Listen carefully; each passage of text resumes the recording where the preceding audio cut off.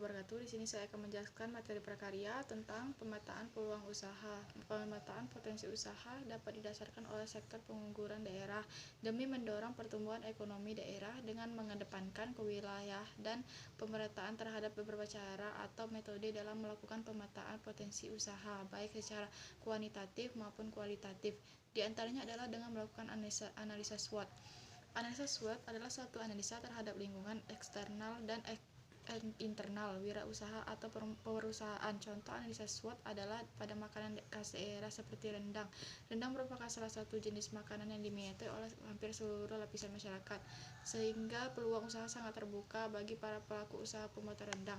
Hasil contoh studi kasus analisa SWOT adalah usaha pembuatan rendang sebagai berikut. 1. Analisa kekuatan. A. Rendang merupakan salah satu jenis makanan yang disukai oleh seluruh lapisan masyarakat Indonesia. B. Harga jual yang bersaing. C. Bahan-bahan untuk pembuatan rendang mudah ditemui. Hal yang perlu dilakukan setelah analisa: A. Terus mempertahankan kualitas rasa, jangan sampai berubah. B. Usahakan terus untuk mempertahankan harga. C. Semakin menonjolkan keunggulan rendang atau di rendangnya akan dipasarkan tidak menggunakan bahan pengawet dan dijamin sehat. 2. Analisa kelemahan bahan-bahan seringkali tidak stabil.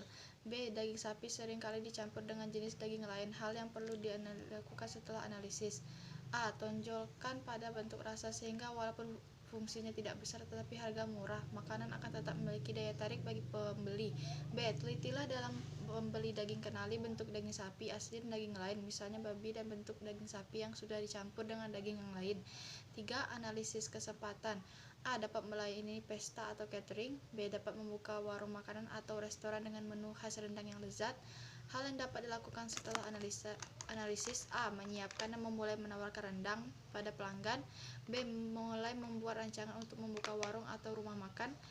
3. Analisis ancaman. A. Semakin banyak pesaing muncul bila rendang buatan kita disukai konsumen.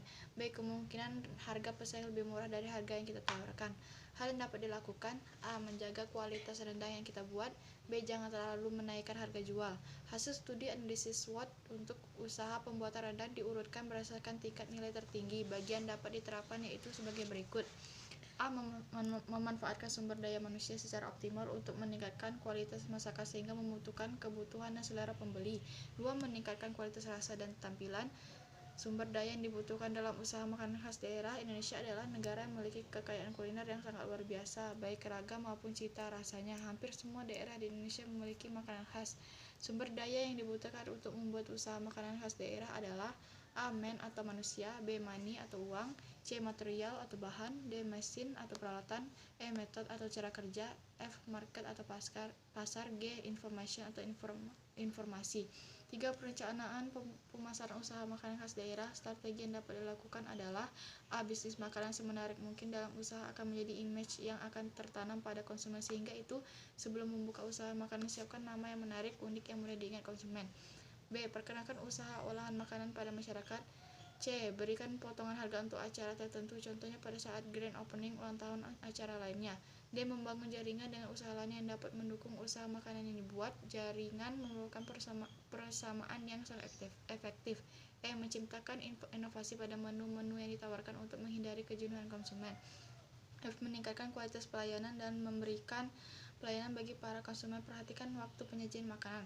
Pada dasarnya pemasaran usaha sangatlah penting. Untuk itu lakukanlah promosi usaha secara total, baik dari mulai buka sampai usaha makanan khas daerah sudah dapat berjalan. Lakukan terus promosi dan pemasaran secara terus-menerus. Jika perlu sisihkan 5-10% omset untuk biaya promosi dan pemasaran. Sekian penjelasan materi dari saya. Jika ada kekurangan atau kesalahan kata mohon dimaafkan. Wassalamualaikum warahmatullahi wabarakatuh.